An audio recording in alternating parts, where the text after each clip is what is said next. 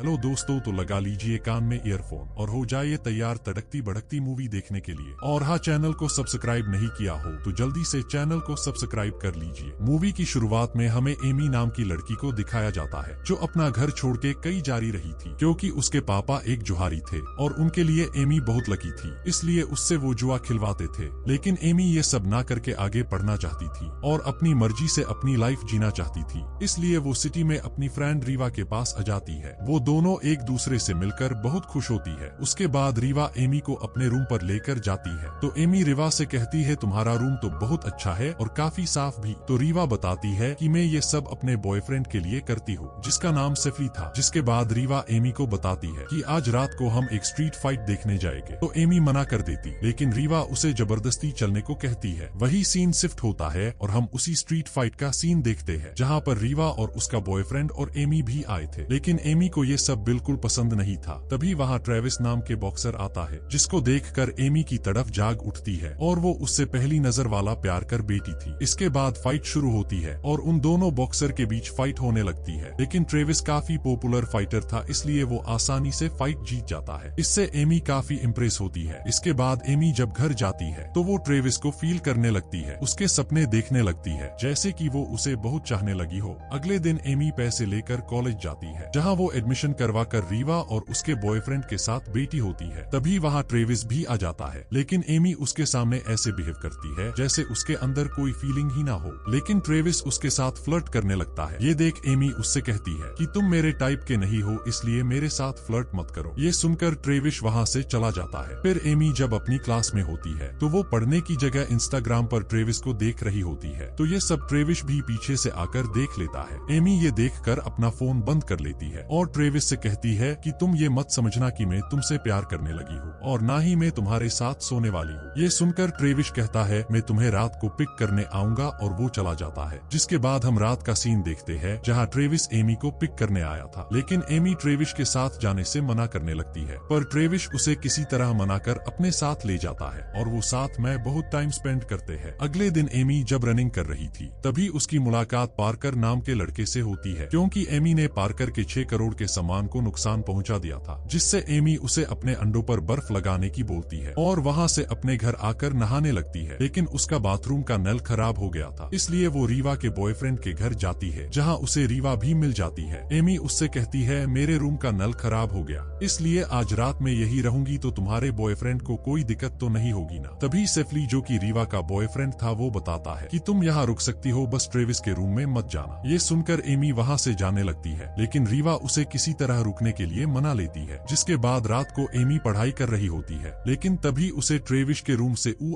आ की आवाजें आने लगती है। एमी जब देखने जाती है तो ट्रेविस वहाँ किसी लड़की के साथ घपा-घप रहा था। ये देखकर एमी डर कर वापस आ जाती है। जिसके बाद वो लड़की जो ट्रेविस से अपना खाता खुलवा रही थी वो वहाँ से चली जाती है। तो एमी ट्रेविस को देखने जाती है। ट्रेविस पीछे से आकर उसे डरा देता है। जिसके बाद वो दोनों बातें करने लगते हैं। एमी ट्रेविस से कहती है कि तुम सच में बहुत ठरकी इंसान हो, तुम तो हर किसी का खाता खोल देते हो। ये सुनकर ट्रेविस एमी को बताता है कि ये सब तो माइंड रिलैक्सिंग के लिए होता है, अगर तुम चाहो तो तुम भी अपना खाता खुलवा सकती हो। खाते से मतलब आप समझ ही गए होंगे, इतने तो समझदार हो आप सभी। वेल मूवी पर आते हैं। इसके बाद एमी ट्रेविस को थोड़ी गालियां सुनाकर उसके रूम में पढ़ने चली जाती है। जिसके बाद ट्रेविस वहाँ आता है और एमी को सोने की बोलकर नहाने चला जाता है। ट्रेविस जब नहा कर आता है और अपने कपड़े चेंज करने लगता है तो एमी चुपके से उसे देख लेती है, लेकिन ट्रेविस को इससे क्या, और ट्रेविस एमी के पास जाकर सो जाता है। अगली सुबह जब ट्रेविस का हथियार खड़ा होता है, यानी कि सुबह सुबह तो सभी का ही होता है, तो ऐसे ही ट्रेविस का भी खड़ा था। एमी ट्रेविस के हथियार को चूहा समझकर हाथ घुमाने लगती है, लेकिन जब ट्रेविस उसे जगाकर बताता है तो एमी ये देखकर काफी जोर से चिल्लाती है। शोर सुनकर रीवा और उसके बॉयफ्रेंड भी वहाँ आ जाते हैं। तो एमी ट्रेविस को मार रही थी। ट्रेविस बताता है कि इसमें मेरी क्या गलती है, अगर तुम लड़का होती तो तुम्हें पता होता कि ये सबके साथ होता है सुबह के टाइम। इसके बाद एमी वहाँ से अपने कॉलेज के लिए जाती है। तभी उसे रास्ते में पार्कर मिलता है जिसके उसने पहले अंडों को फोड़ा था। एमी पार्कर से उसके अंडों के बारे में पूछती है, लेकिन ठरकी पार्कर एमी को सीधा डिनर के लिए बोल देता है। ट्रेविस भी वही खड़ा था, इसलिए एमी उसे जलाने के लिए पार्कर को हाँ बोल देती है। जिसके बाद एमी अच्छे से तैयार होकर पार्कर के साथ जाती है जहाँ वो डिनर करते हैं। उसके बाद पार्कर एमी से कहता है कि क्यों ना हम दोनों स्टेडियम चलते हैं, वहाँ एक जोरदार फाइट होने वाली है। जिसके बाद वो दोनों स्टेडियम आ जाते हैं। उसी स्टेडियम में हम हम ट्रेविस को देखते हैं, जहाँ ट्रेविस ही फाइट करने वाला था। सेफली ट्रेविस को फाइट पर फोकस करने को कहता है। वही अंदर एमी फाइट देख रही थी। तभी रेफरी वहाँ आकर अनाउंस करता है कि अगली फाइट बरमुंडा और ट्रेविस के बीच होने वाली है। ये सुनकर एमी पार्कर के सामने बाथरूम का बहाना बनाकर बाहर चली जाती है और ट्रेविस के पास जाकर उसे कहती है कि वो फाइटर तुम्हें मार देगा, तुम उससे फाइट मत करो। ये सुनकर ट्रेविस कहता है कि ओह तुम्हें मेरी फिक्र हो रही है। एमी कहती है ऐसा नहीं है। तो ट्रेविस एमी को बोलता है कि चलो एक शर्त लगाते हैं कि अगर उस फाइटर ने मुझे टच भी कर लिया तो मैं 3 महीनों तक किसी लड़की के साथ सेक्स नहीं करूंगा, और अगर मैं उससे जीत गया तो तुम्हें 1 महीने तक मेरे साथ रहना होगा, क्योंकि ट्रेविस खुद एमी का खाता खोलना चाहता था। ट्रेविस की शर्त सुनकर एमी मान जाती है, जिसके बाद फाइट शुरू होती है, लेकिन वो फाइटर ट्रेविस को छू भी नहीं पाता। ये देखकर एमी उस फाइटर से कहती है कि इसका मुंह तोड़ दो, इसको छोड़ना मत। ये सुनकर ट्रेविस खूब मजे करता है और ट्रेविस उस बरमुंडा को हरा देता है और ट्रेविस शर्त जीत जाता है। ये देखकर एमी डर जाती है कि अब तो मेरा खाता खुल के ही रहेगा। तभी वहाँ पार्कर आ जाता है, जिसे कुछ भी समझ नहीं आता। तो एमी पार्कर को कार में ले जाकर उसे शर्त के बारे में सब कुछ बता देती है और एमी पार्कर से गुड नाइट किस मांगती है। पार्कर जब उसे किस करने लगता है तभी वहाँ ट्रेविस आ जाता है। ये देखकर पार्कर डर जाता है और एमी को वहाँ से जाने को कहता है। वही सीन शिफ्ट होता है और हमें एमी को ट्रेविस के साथ दिखाया जाता है, क्योंकि अब एमी को ट्रेविस के साथ 1 महीने तक रहना होगा। एमी ट्रेविस से कहती है कि मेरी बस तुम्हारे साथ रहने की बात हुई है, अगर तुमने मेरा खाता खोलने की सोची तो मैं यहाँ से चली जाऊंगी। ये बोलकर वो सो जाते हैं। अब उनका 1 महीने का सफर शुरू होता है, जहाँ वो धीरे धीरे अच्छे दोस्त बनने लगते हैं और दिन निकलने लगते हैं और 9-10 दिन निकल जाते हैं, जिसके बाद वो धीरे धीरे एक दूसरे के नजदीक आने लगते हैं। थोड़े दिन निकलने के बाद ट्रेविस एमी को अपनी फैमिली से मिलवाने ले जाता है, जहाँ ट्रेविस के भाई और उसके डैड रहते थे, लेकिन ट्रेविस की माँ बचपन में ही उन्हें छोड़कर चली गई थी। जिसके बाद वो सभी साथ में डिनर करते हैं और डिनर करने के बाद वो सभी पोकर खेलने लगते हैं, लेकिन एमी पोकर खेलने से मना कर देती है। जिसके बाद ट्रेविस के भाई एमी को पोकर खेलने के लिए फोर्स करते हैं। तो ट्रेविस बताता है कि मेरे भाई को पोकर में कोई नहीं हरा सकता। ये सुनकर एमी पोकर खेलने के लिए मान जाती है और एमी ट्रेविस के भाई को हरा देती है। तभी ट्रेविस के डैड एमी से पूछते हैं कि तुमने ये गेम कहाँ सीखा। तो एमी बताती है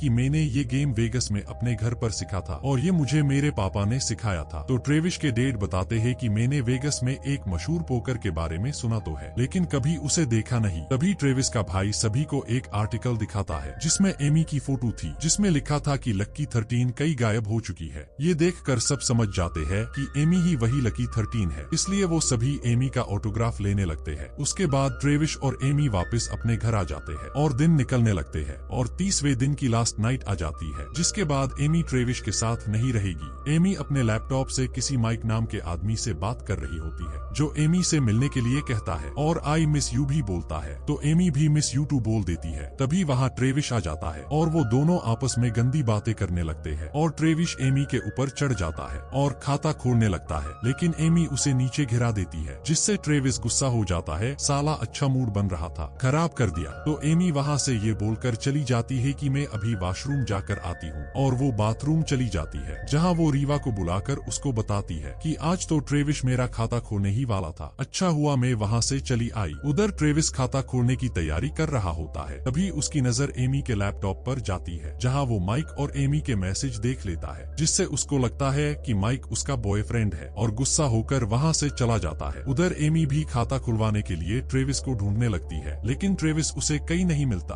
अगले दिन ट्रेविस वापस अपने घर आता है, जहाँ वो एमी को देखकर बोलता है कि लोग घपा घपा किसी और से चैटिंग किसी और से करते हैं। ये सुनकर एमी गुस्से में बोलती है कि माइक मेरा कोई बॉयफ्रेंड नहीं है, वो मेरे डैड है, और तुमने मेरे मैसेज मुझसे पूछे बिना क्यों पढ़े। ये सुनकर ट्रेविस एमी से कहता है कि मुझसे गलती हो गई है, माफ कर दो। लेकिन एमी ट्रेविस को बोलती है कि तुम्हारी यही सच्चाई है, तुम हो ही ऐसे, तुम्हें बस सेक्स करना होता है। ये बोलकर वो वहाँ से चली जाती है। अगले दिन एमी लाइब्रेरी में उदास बैठी होती है। तभी वहाँ पार्कर आता है और एमी से बातें करने लगता है, जिसके बाद पार्कर उसे कई घुमाने लेकर जाता है, जहाँ एकदम से सभी लोग एमी को बर्थडे विश करते हैं, क्योंकि आज एमी का बर्थडे था और एमी को यहाँ लाने का प्लान ट्रेविस ने ही बनाया था। जिसके बाद एमी खूब दबाकर ड्रिंक करती है और खूब एंजॉय करती, जिसके बाद एमी ट्रेविस से वापस बातें करने लग जाती है और वो दोनों बातें करते हैं। तभी एमी उसके ऊपर उल्टी कर देती है, तो ट्रेविस एमी के कपड़े चेंज करवाने लेकर जाता है, जहाँ एमी ट्रेविस को अपने रसगुल्ले दिखाती है और खाता खुलवाने के लिए उकसाती है, लेकिन ट्रेविस इसके लिए मना कर देता है। जिसके बाद वो दोनों अपने घर आ जाते हैं और अगले दिन एमी का लास्ट दिन होता है। तो एमी ट्रेविस से कहती कहती है, आज मेरा तुम्हारे साथ लास्ट दिन है तो क्यों ना आज कुछ अलग करा जाए। जिसके बाद एमी ट्रेविस को मालिश करने की बोलती है और मालिश करते करते ट्रेविस एमी का मूड बना देता है और ट्रेविस एमी का भी खाता खोल देता है। अगले दिन एमी ट्रेविस को बिना बताए वापस अपने हॉस्टल आ जाती है, जहां एमी को एक आदमी मिलता है जो एमी को अपने साथ चलने को कहता है और बताता है कि तुम्हारे डैड माइक ने मेरे बॉस से बहुत सारे पैसों का कर्जा लिया है, अगर उसने ये पैसे नहीं दिए तो मेरे बॉस उसे मार देंगे। ये सुनकर एमी उस आदमी के साथ कार में बैठकर लास वेगस यानी अपने डैड के पास जाने के लिए निकल जाती है। दूसरी तरफ ट्रेविस एमी को वहां ना पाकर परेशान हो जाता है और रीवा से एमी के बारे में पूछता है तो रीवा एमी की लोकेशन ट्रेस करती है तो उन्हें पता चलता है कि एमी वेगस में है। ये सुनकर ट्रेविस भी वेगस के लिए निकल जाता है। उधर एमी अपने डैड से मिलती है जो एमी से कहते हैं कि मेरे ऊपर 10 लाख का कर्जा है और ये पैसे तुम ही चुका सकती हो।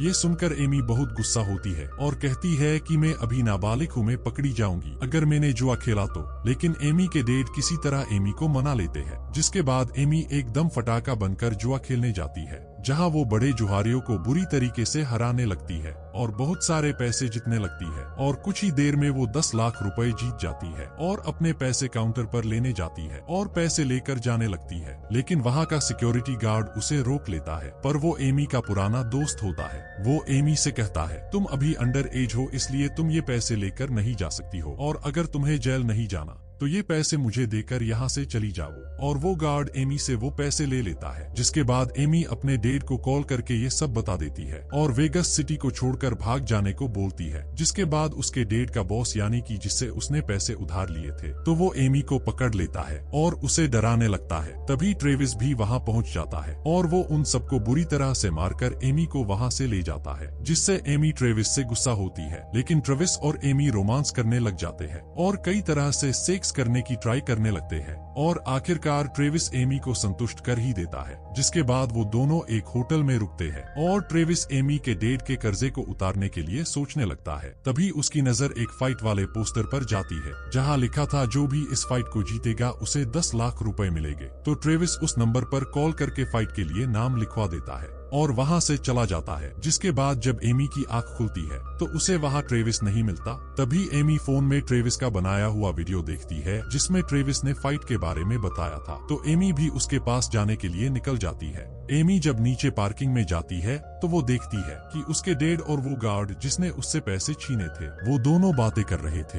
एमी उन दोनों की बातें सुन रही होती है, जिससे उसे पता चलता है कि उसके पापा के ऊपर कोई कर्जा नहीं है, उन्होंने बस पैसे कमाने के लिए ये सब नाटक किया था। इससे एमी गुस्सा होकर उस गार्ड को बेहोश कर देती है और अपने डैड को काफी गालियां देती है और कार से बाहर फेंक देती है और वहां से ट्रेविस को रोकने के लिए निकल जाती है। दूसरी तरफ ट्रेविस और उस फाइटर के बीच फाइट शुरू हो चुकी थी और वो फाइटर ट्रेविस को बुरी तरीके से मारने लगता है। एमी भी वहां पहुंच जाती है, लेकिन बिना टिकट के उसे अंदर नहीं जाने दिया जाता। लेकिन एमी किसी तरह अंदर चली जाती है। उधर वो फाइटर ट्रेविस को बुरी तरह से मारता है। सभी लोग उसे छोड़ने की बोलते हैं, लेकिन वो फाइटर तो ट्रेविस को मारने ही वाला था। तभी एमी वहां आकर उस फाइटर पर हमला करती है, जिससे उस फाइटर को कुछ नहीं होता और वो एमी को भी मारने वाला होता है। तभी वहां शॉर्ट सर्किट की वजह से आग लग जाती है, जिससे वो सभी लोग वहां से निकलने लगते हैं और वो फाइटर भी वहां से चला जाता है। जिसके बाद एमी ट्रेविस के पास जाती है और सेफली और वो तीनों वहां से सुरक्षित निकल जाते हैं और इसी के साथ इस मूवी की हैप्पी एंडिंग हो जाती है। Thanks for watching.